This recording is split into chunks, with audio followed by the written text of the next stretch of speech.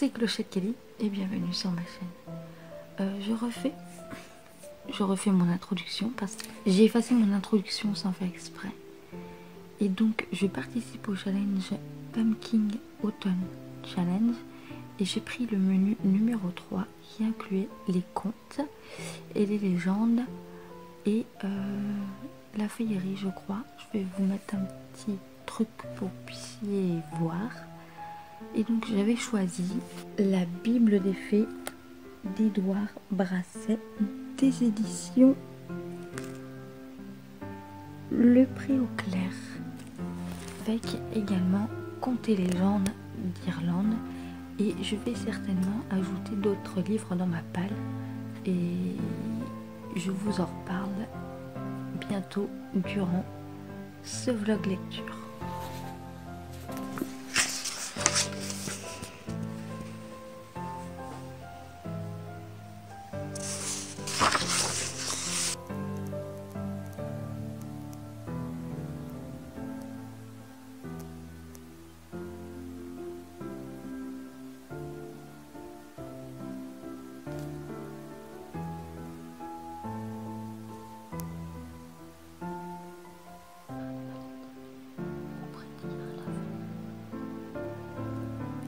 J'ai commencé le livre 3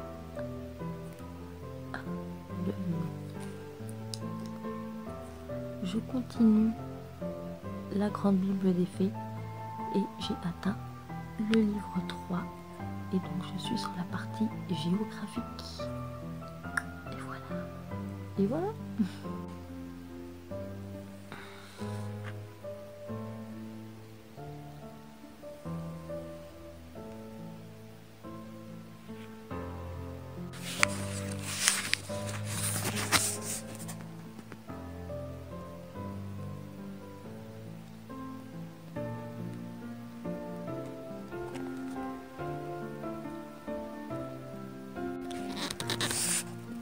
J'ai terminé le livre 3 et à présent je vais attaquer le livre 4 qui va donc parler des reines, des lois et constitution politique.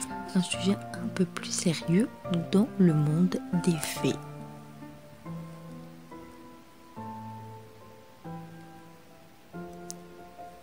Mais nous sommes donc lundi 4 septembre 2017 et il est maintenant pratiquement minuit et je vais aller au lit, donc cette partie-là sera pour demain.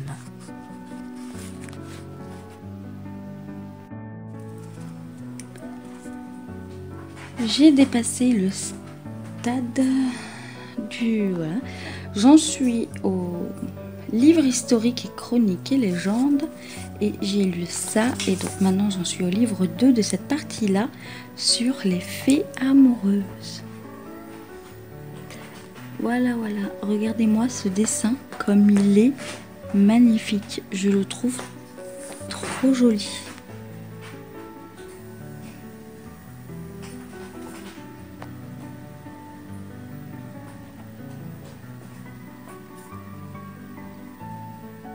On se promène avec les enfants et nous le jour où on est le plus motivé c'est quand il pleut. Waouh, waouh, waouh, waouh. Ça pleut. Ça pleut. Je suis partie à la recherche de livres pour le challenge Pumping, bref, l'Automne Challenge. Nous on attend autobus. On attend autobus. Oui.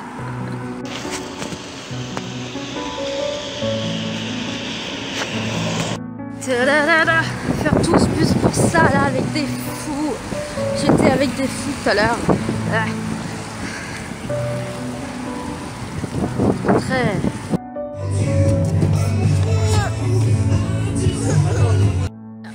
Là il y a la Fnac, mais je sais pas si c'est encore ouvert, ça semble carrément fermé même, je sais pas trop. Moi je vais aller là-bas à Easy Cash. Voilà. Et après on va manger et rentrer. Voilà, j'ai acheté des petites choses, je ferai le haul tout à l'heure. Voilà.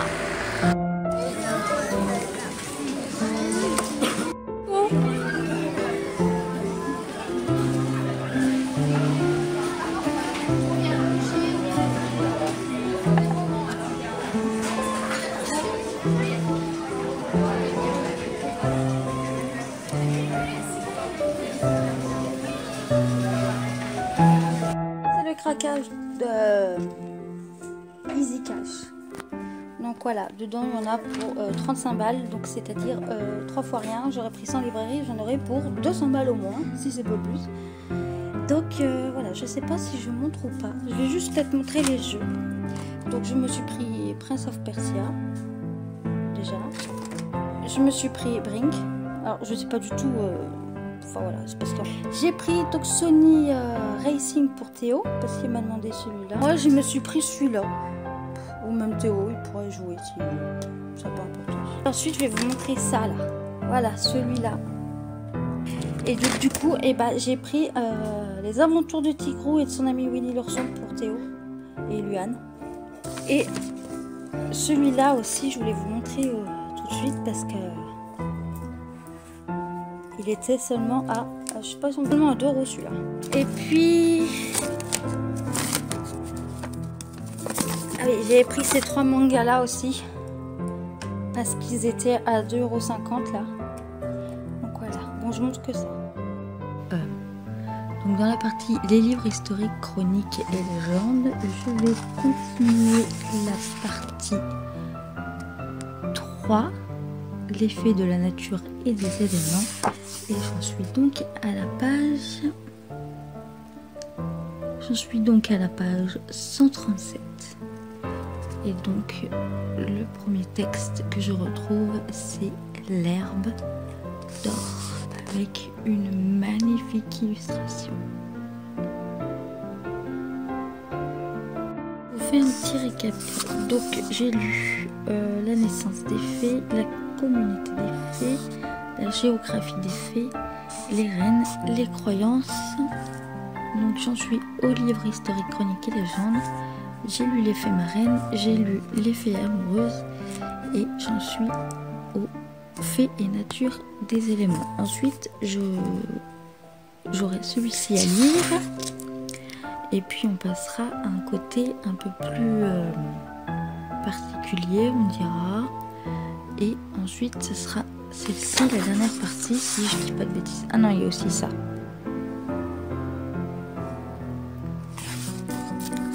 Donc, pour résumer un peu tout ce que j'ai lu, la partie que je préfère pour l'instant, je dirais que c'est toutes les petites histoires que où je peux retrouver les fées, donc la naissance des fées, de comment...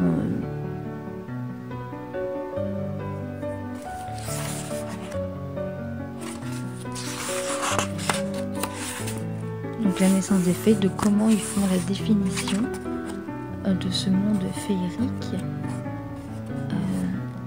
de toutes les croyances qu'on peut trouver autour des fées, si on leur fait du mal, si on veut en approcher une, de ce qu'elles ont pu faire dans l'histoire, dans notre histoire, de toutes ce genre de choses. Et donc ma partie préférée, donc l'effet de la nature et des éléments, de ce qu'elle protège et de comment elle le protège, et des effets que cela a si on touche à quelque chose que l'on protège.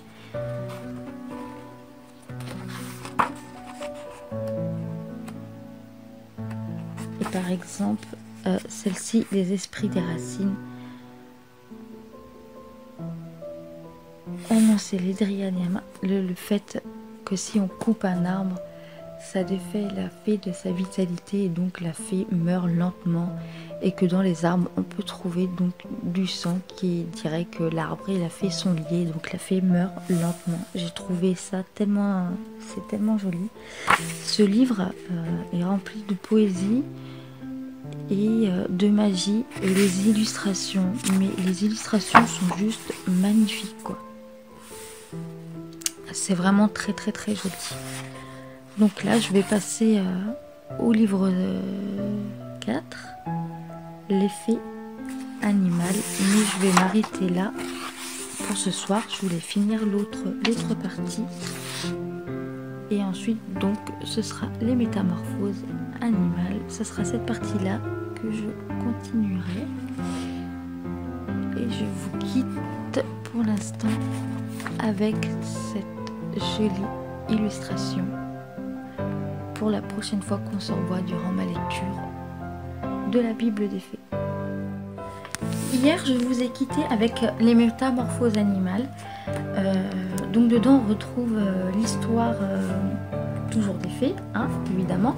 Donc les fées prendraient la forme d'un animal pendant un jour et donc seraient soumises, je ne sais pas si on peut dire soumises, mais en tout cas les prédateurs, le danger qu'il y a autour d'elles, elles n'en sont plus protégées et n'ont plus aucune force entre guillemets magique pour pouvoir s'en délivrer et donc se protéger et lutter contre ça. Donc elles sont en quelque sorte soumises aux hommes et aux prédateurs qui sont beaucoup plus féroces qu'elles. Et dedans, ce qui est marrant, c'est qu'il raconte aussi que certaines fois, quand elles se transforment donc en animal pour ce jour-là, ils se mettent en ronde. Et donc je vais vous lire un passage.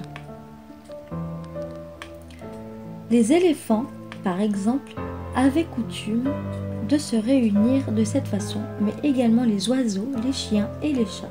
Rares sont les humains qui ont pu assister à ce rassemblement d'animaux sous l'égide des fées. Donc ils se rassemblent en rond comme ça pour faire... Enfin, ils se rassemblent en cercle pour faire quelque chose de secret. Eux, ils appellent ça conciliabule. Donc conciliabules qui se réunissent de façon suspecte et qui ont un entretien donc à voix basse.